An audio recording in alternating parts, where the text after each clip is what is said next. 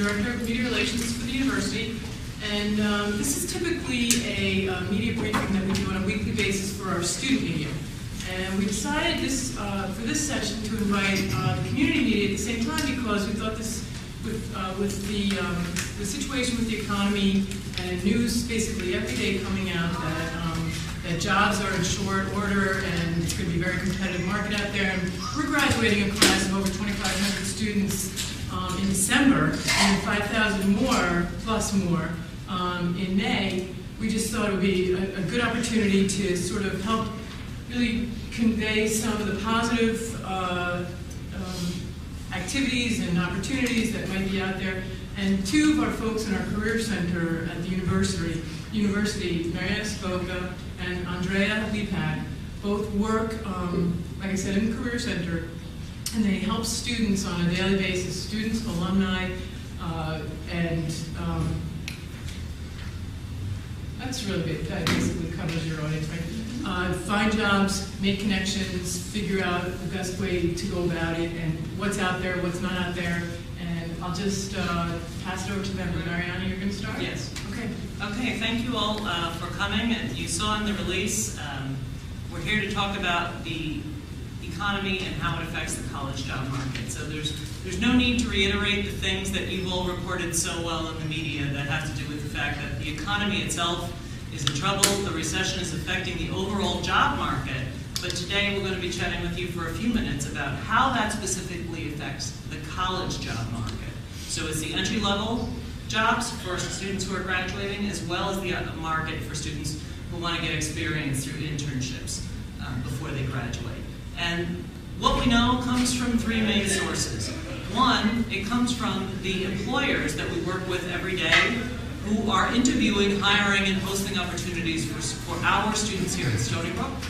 The second source of information that we have is really our own network of career services folks from around the country whom we talk to fairly often about what they're seeing in their campuses, how some of the industry's issues are being affected at universities all over the country, large publics like ours as well as some of the small privates. And finally, we do have some information that we'll share with you that's procured by the National Association of Colleges and Employers, which is the professional association that we belong to. So this is an organization that does the research and does the surveys of the employers who are offering jobs and internships in the entry-level and college job market. So what's not and what's hot, right? So what's not, it's no shock that finance positions are really hard to come by. This is not a surprising thing. Here at Stony Brook, we're so closely tied to New York City, a lot of the financial positions disappeared. A lot of the investment banking positions and the operations positions in banking, of course, are no longer being posted on the campus. That would also extend to operations-type positions in other industries, although manufacturing, as you know, is not as heavily present here on Long Island and in New York City as some of the other parts of the country. So we've got finance, banking, investment banking, operations, pharma. Okay, big pharma is in big trouble, as you all know, and a lot of the positions that we've seen in the past posted for our students are not being posted this year. And finally, and probably surprisingly this time of year, we're seeing a big decrease in the number of positions for retail.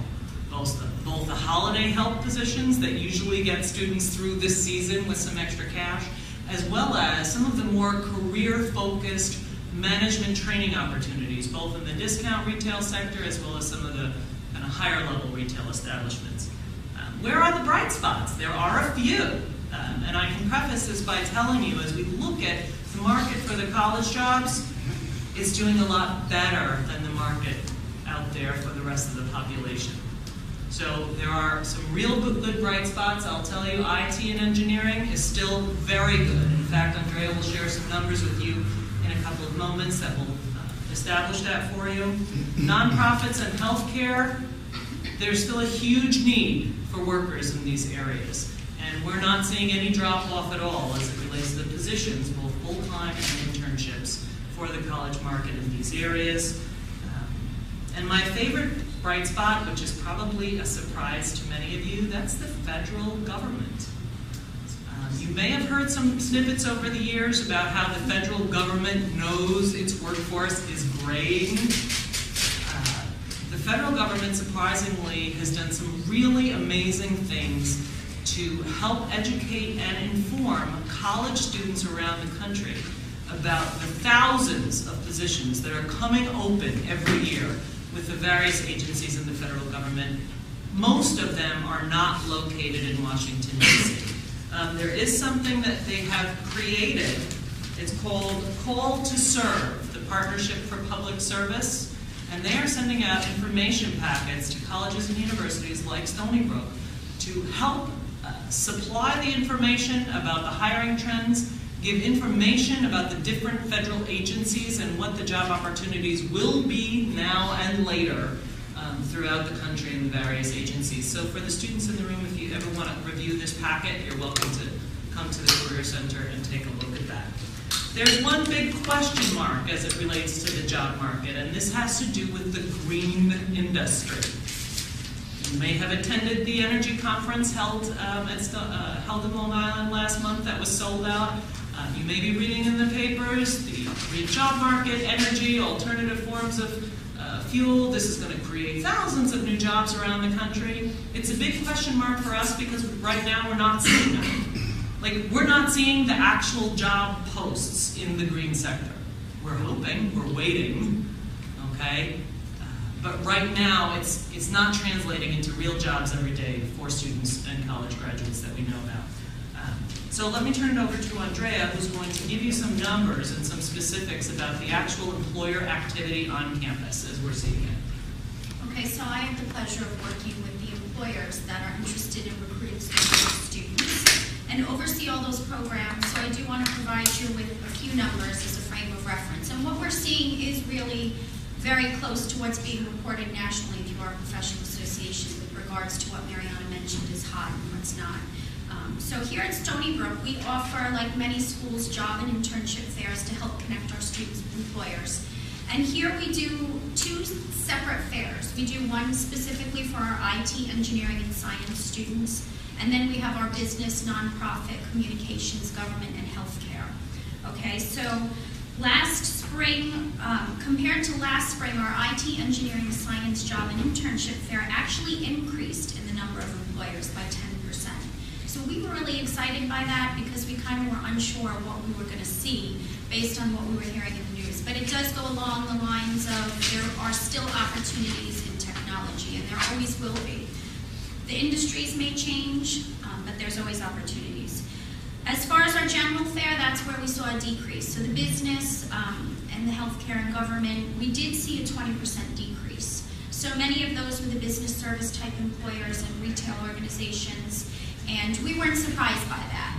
And I am on the phone daily with these organizations, and basically what they're telling us is we're just being conservative right now.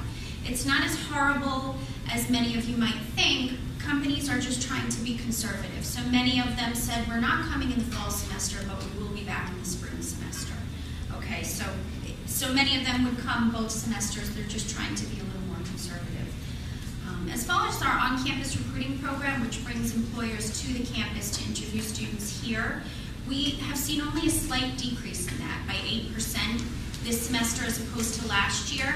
And honestly, that decrease is the investment banks. So investment banks traditionally have used that program to recruit their operations professionals as well as their IT professionals and fixed income. The operations and fixed income not happening this semester. We did have some banks cancel for IT. However, most of them did return for on-campus recruiting for information technology positions. And the difference this semester is less openings. They're still interviewing the same number of students, but they're offering less positions. As far as holiday help, which Mariana mentioned, every October we have an initiative where we reach out to the local organizations that need extra holiday help and suggest our students as a resource. And that did dip this year by 8%. So got a lot of feedback from employers saying, I have enough part-timers regularly, I don't really need to hire additional. And again, that wasn't a big surprise for us.